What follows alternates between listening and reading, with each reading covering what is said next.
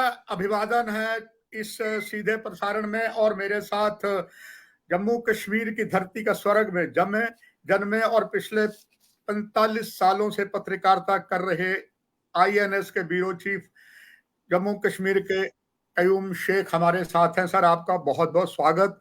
आपने आज वोट भी डालना है, ये भी मुझे पता है, और रिपोर्टिंग भी करनी है क्योंकि आईएनएस पूरा वर्ल्ड में जाता है।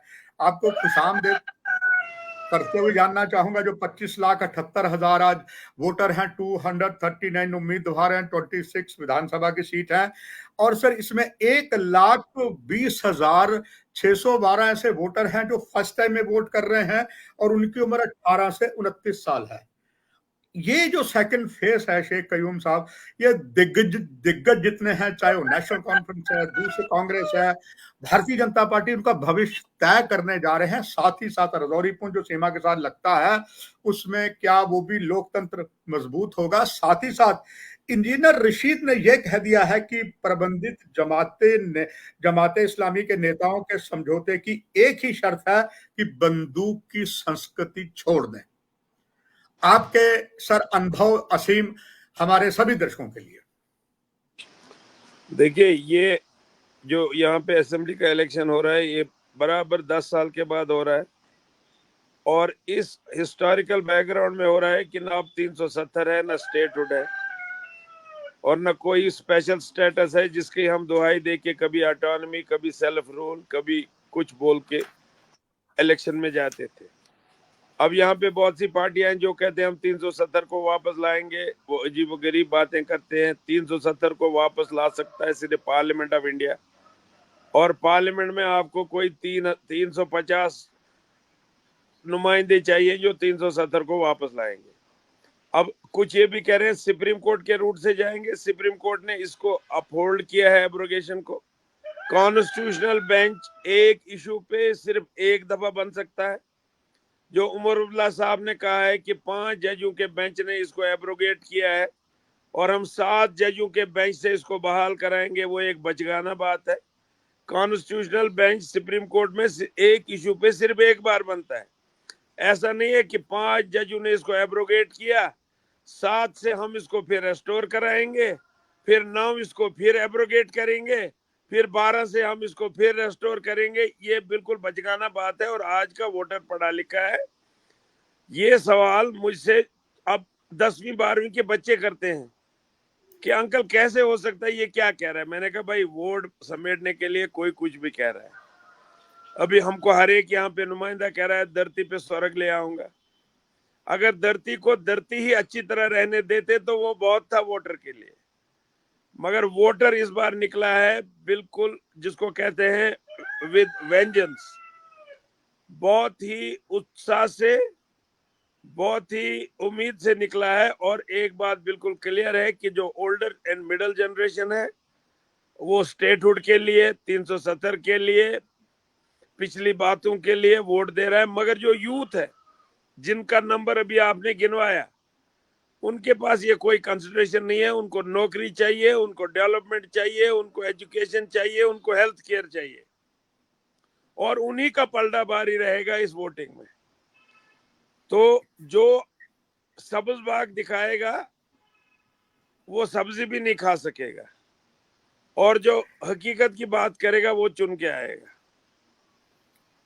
शेख कयूम साहब, जब आपके साथ लाइव कर रहे तो मुझे मेरे सामने मैसेज आ गया कि is it Sheikh Qayyum is living in rural area और अनबर, क्योंकि आपके वहां से पीछे और मुर्गे की आवाज आ रही थी। तो मैं उनको गांधरबल मैं गांधरबल की कंगन कॉन्स्टिट्यूंसी में रहता हूँ। बिल्कुल शेख कयूम साहब, उनको पता लग गया, और मेरे लिए शेख कयूम साहब बड़ी फक्र की बात है। और जो हिंदुस्तान है उसका 80% पॉपुलेशन गांव में ही रहता है। That is your greatness. और मेरे लिए फक्र की बात है शेख कयूम साहब, जब मैं प्रिंट मीडिया में था तो 16 साल आपके फर्जंद, जो इस समय जम्मू कश्मीर पुलिस के जांबाज ऑफिसर हैं और सभी अवार्ड जो सबसे बड़े पुलिस के तो ले चुके हैं, फैसल कयूम, वो मेरे साथ काम करते थे। आज मेरे लिए ये भी फक्र की बात है, जो बेटियों की बात कही, हमें अपनी बेटी पे फक्र है, जो भारत की सबसे छोटी उम्र की प्रोफेसर बनी, वो आप ही की बेटी है। अब वो उसकी शादी भी हो गई है। उन्होंने शेख कयूम साहब, पीछे मैंने उनसे बात की थी, I am very grateful to her, she is like my daughter. Sheikh Qayyum Sahab, उन्होंने ये कहा था, प्रोफेसर बिबलू ने, मैंने उनसे पूछा था कि महिलाओं को किधर जाएगा, महिलाओं के लिए किसी ने कुछ कहा, तो उन्होंने मुझे कहा कि जो उम्मीद थी उस लेडी से, जो चीफ मिनिस्टर रही, महिलाएं बड़ी अपसेट है, उनके लिए कुछ नहीं किया। इस बात को शेख कयूम साहब आगे बढ़ाते हुए पूछूंगा कि इस समय शमीमा फिरदौस, रुबीना अख्तर, आशीष नक्कास, आयशा नक्कास, निलोफर, सज्जाद गुंदरू और पिंटी देव, सर ये सभी इस समय चुनावी दंगल में हैं, जिनका भविष्य तय करने जा रहे हैं। और सर आज ही में ऐसी कॉन्स्टिट्यूंसी 8 है शेख कयूम साहब, जाडीबल, हजरतबल, सेंट्रल चैटेंग, लाल चौक, हजरतबल, खानियार, छानपुरा। सर इसमें महिलाओं के वोट ज्यादा हैं और मेल के कम हैं। तो आपका जो अनुभव है, and you are a such an a father and you are a such an a son of a such a great officer who was the first IPS of Jammu and Kashmir, हम उन्हें सजदा करते हैं। इतना आपका फैमिली बैकग्राउंड टॉप है, इतना अनुभव है, क्या कहता है सर, क्या सचमुच फीमेल्स के लिए कुछ इस बार समथिंग मिरेकल होगा, वो कुछ करेंगी, या जो हमारी बेटी प्रोफेसर बिबलू ने कहा कि महिलाओं को उम्मीद कम है कि उनके साथ न्याय ज्यादा होगा? देखिए, पहली बात तो ये है कि आपने जो यहाँ पे हमारी 90 कॉन्स्टिट्यूंसी टोटल हैं जो जे.एंड.के में पोलिंग जहाँ हो रही है और होने वाली है, आपने जो नाम गिनाए, मुझे नहीं लगा वो 6-7 से ज्यादा आप जा सके। और ये अगर रिप्रेजेंटेशन है हमारी बेटियों और बहनों की और माओं की, तो इससे तो लगता है कुछ नहीं होगा। और देखिए, ये बहुत आसान होता है कहना कि हम महिलाओं को अधिकार देंगे, और एक बदकिस्मती की बात है जो हमारी सोसाइटी है वो अभी भी मेल डोमिनेटेड सोसाइटी है। वो अभी हम नहीं निकले हैं उस एक भय से कि इस दुनिया को मर्द चलाता है। हालांकि जब आप हकीकत देखेंगे तो हर मर्द के पीछे एक औरत है जो उसको चलाती है, मगर मर्द के लोग ये मानने के लिए तैयार नहीं है। शेख कयूम साहब, मैं ऐसे शख्स से बात कर रहा हूं जिनके आदरणीय पिता, ये हुई आपके स्वर्गीय पिता, जिन्होंने शेख अब्दुल्ला को हैंडकफ भी लगाई थी, और कानून व्यवस्था बनाए रखने के लिए, क्योंकि जम्मू में भी चर्चा होती है इस समय जो कानून व्यवस्था है, जानना चाहूंगा, मुझे पता है आप जल्दी में है, आपने रिपोर्टिंग भी करनी है, पर सर मेरे दर्शक भी जानना चाहेंगे, जो इस समय कानून व्यवस्था है, चाहे वो मिलिटेंसी की है या क्राइम की है, चाहे कश्मीर की है चाहे जम्मू की है, तो क्या सर इस समय हमारी जो state police doing a commendable job, मगर जो उस समय का जलवा था अपराध पर काबू पाने के लिए, तब मिलिटेंसी कम थी, अभी कुछ स्थिति डामाडोल है, आपका अनुभव जानना। पहले मैं एक बात क्लियर कर दूं कि शेख महमूद अब्दुल्ला को जब 1953 में अरेस्ट किया गया, उन्हें हथकड़ी नहीं पहनाई गई। वो बहुत बड़े लीडर थे, उनको गाड़ी की अगली सीट पे बिठा के जेल लिया गया। ओ सॉरी, बड़े सम्मान के साथ जेल लिया गया, हथकड़ी नहीं बिठाई गई। और उनके खिलाफ कॉन्स्टिट्यूशनल वारंट था जो सदर रियासत डॉक्टर करण सिंह ने साइन किया था, और उसके बाद उनके खिलाफ एक बहुत लंबी देर तक एक केस चला। तो उनके साथ जो अरेस्ट हुआ वो भी कानूनन प्रोसेस थी, और उसके बाद गवर्नमेंट ऑफ इंडिया ने वो केस विड्रा करके उनको फिर मेन स्ट्रीम में लाया। वो एक दूसरी कहानी है। मगर जो आपने पुलिस के रोल की बात की, तो जम्मू कश्मीर पुलिस के लिए क्राइम प्रिवेंशन एक बहुत बड़ी प्रायोरिटी थी, और हमारी पुलिस जानी जाती थी सारे हिंदुस्तान में क्राइम डिटेक्शन के लिए। मैं ऐसे वाक़े आपको दिखा सकता हूं, ऐसे केस हैं जो मेरे बाप ने सालों किए हैं, और जो आईपीएस पुलिस एकेडमी में पढ़ाए जाते हैं as classic example sir. Yes. मगर उसके बाद जब मिलिटेंसी आई, तो उसके बाद जे.एंड.के पुलिस सर्विस नहीं रही ना, ये जे.एंड.के पुलिस फोर्स बन गया, ये फर्क पड़ा। और अब धीरे धीरे ये फिर जे.एंड.के पुलिस सर्विस बन रही है। देखिए, यहाँ पे मिलिटेंसी के जमाने में पुलिस से लोग डरते थे, यहाँ पुलिस को लोग डराते थे। अब न पुलिस को लोग डरा सकते हैं और न लोग पुलिस से डरते हैं। ये एक बहुत बड़ा चेंज है, और ये चेंज हमेशा हर सोसाइटी में तब आता है जब अमन बहाल हो। तो यहाँ जो हालत है इस वक्त, मैं कह रहा हूँ मिलिटेंसी खत्म नहीं हुई है, मगर अमन आ चुका है। और ये जो अमन कयूम यहाँ साहब पे आ आपका चुका है, जी इसके लिए मेरी अर्ज सुने। कुछ भी जी आप कहें, आपने जो लेफ्टिनेंट गवर्नर का रूल है इसको क्रेडिट देना पड़ेगा। They have done a very good job. अब देखिए पॉलिटिक्स समझ लीजिए घोड़ा है, वो घास से दोस्ती करेगा तो खाएगा क्या। अगर पॉलिटिशियन लेफ्टिनेंट गवर्नर की तारीफ करता है तो फिर तो उसकी उसकी नैया तो डूब गई ना। तो इसलिए उसको कभी राजा कहना है, कभी महाराजा कहना है, सेवक बोलेंगे नहीं। और मुझे एक बात बोलिए, जो आपके लेफ्टिनेंट गवर्नर इस वक्त हैं, यहाँ थे, यहाँ काल आएंगे, उन्होंने अपना काम करके चले जाना है ना। उनका यहाँ पे कोई मैंडेट नहीं है, कॉन्स्टिट्यूंसी नहीं है। सो उनको सिर्फ जाना जाएगा इस बात से उन्होंने अच्छा काम किया है या बुरा काम किया है। और जहां तक मैंने मनोज सिन्हा के काम देखा है, he has been a good lieutenant governor. Murmu was a good lieutenant governor. Satyapal Malik के बारे में मैं ये नहीं कह सकता, क्योंकि सत्यपाल मलिक जी ने बहुत सी बातें अपने सीने में ले ली और उनको उस वक्त बाहर निकाला जब उनको कहने से कोई फायदा ही नहीं था, क्योंकि करनी कर गया और बरनी हमारे सर पे थोप गया।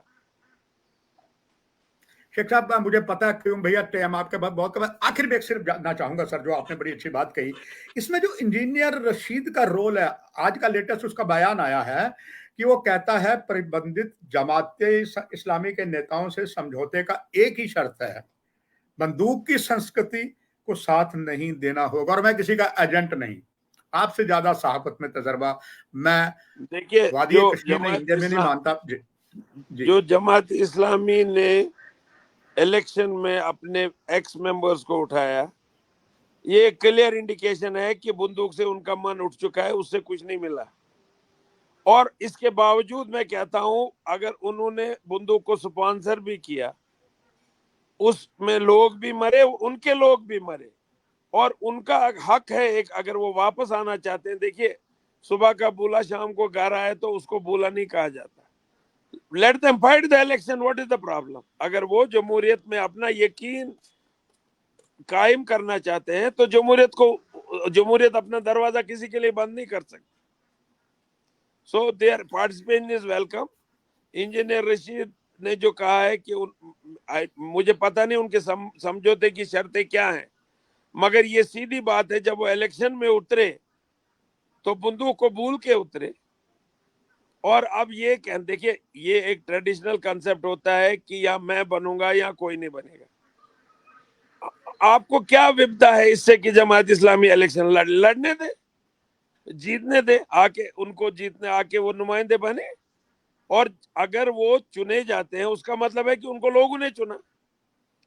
तो उस सेक्शन जो पीपल ऑफ, जो एक सेक्शन है लोगों का जो जमात के लोगों पे, रिप्रेजेंटेटिव्स पे यकीन रखता है, उनको हम जमहूरियत से नाउम्मीद नहीं ना कर सकते। जब वो चुन के आते हैं वो वेलकम है, आ जाए। जब नॉर्थ ईस्ट में हम टेररिस्ट से जाके समझौता कर सकते हैं, तो यहाँ कश्मीर के ये लोग कहां से कोई आसमान से उतरे, इनसे बात नहीं हो सकती। कोई भी जमात आए, कोई भी आदमी बंदूक छोड़ के आए, उसका खैर मकदम करना चाहिए जब वो जमहूरियत के साये में आए। सर आपका दिल से धन्यवाद, आपने मैंने बहुत वक्त निकाला, चूंकि आपको भी रिपोर्टिंग करनी है, दिल से आपका आभार प्रकट करता हूं। मैसेज शेख साहब मुझे एक और आया, वो है चैम्बर ऑफ कॉमर्स के फॉर्मर प्रेसिडेंट राकेश गुप्ता का, उन्होंने कहा well done Sheikh Qayyum and keep it up. Thank you very much मेरी तरफ से भी, थैंक यू सर, और थैंक यू, शाम को भी थैंक आपको you, thank you sir, thank you lot. शुक्रिया, शुक्रिया, ये थे शुक्रिया। जाने माने पत्रकार और बेबाकी से बात करने वाले शेख कयूम, जिन्होंने बात आपके सामने साफ साफ की। और यही दर्शकों, प्रजातंत्र के चौथे प्रहरी का दायित्व होता है कि आप तक सही चीजें और वो शख्सियत हम लाए कि जिनके पास असीम अनुभव है। आपने देखा होगा तभी मीडिया में इससे पहले हमने जाने माने वरिष्ठ पत्रकार, उम्र में मुझसे छोटे हैं, अनुभव में बड़े हैं। शेख कयूम मुझसे उम्र में भी बड़े हैं और जर्नलिज्म में मुझसे कुछ साल बड़े हैं। इसी तरीके हमारे जम्मू के जाने माने पत्रकार मन्नू श्रीवास्तव, उन्होंने जो पीछे बातें कही उसकी हर जगह भूरी भूरी प्रशंसा हुई है, क्योंकि वो भी इन्हीं पद चिन्हों पर चलते हैं, ना काहू से दोस्ती, ना काहू से बैर। और मेरी पूरी आशा है शाम को या बीच में एक बार पुनः श्री मन्नू श्रीवास्तव के असीम अनुभव आप तक बांटे गए। फिलहाल दर्शकों, सीधे प्रसारण में आपका धन्यवाद, और मेरी प्रार्थना होगी सभी जो दर्शक देखते हैं, इंस्टाग्राम मुझे मैसेज करने के, आप फेसबुक में लाइव में भी आप मैसेज कर सकते हैं। कई मुझे डायरेक्टली मैसेज करते हैं, उनका भी खुशामदीद है, वेलकम है। और प्रार्थना होगी कि जो आप देखते हैं, जो आपको अच्छा ना लगे निश्चित तौर पर कमेंट करें। अगर आपको हमारा कार्यक्रम अच्छा लगता है जो सब सराह रहे हैं, तो उसका जरूर उसमें विशेष तौर से हमारे जम्मू कश्मीर के कुछ पूर्व आईपीएस अधिकारी सेवानिवृत्त हैं, जिनमें डीआईजी रैंक भी है, आईजी रैंक भी है, वो भी जो प्रोत्साहन देते हैं, आशीर्वाद देते हैं, तो वी फील वेरी प्राउड। आप सभी का धन्यवाद। जो वोटिंग में चल रहे हैं वोटिंग में करें, और जो आहिस्ता से जो वोटिंग करवा रहे हैं, सिक्योरिटी फोर्सेज है, चुनाव स्टाफ है, वो भी इस कार्यक्रम को देख रहे होंगे। जब उन्हें मौका लगता है वो भी अपना विचार हम तक दीजिएगा। कार्यक्रम की यही समाप्ति। नमस्कार।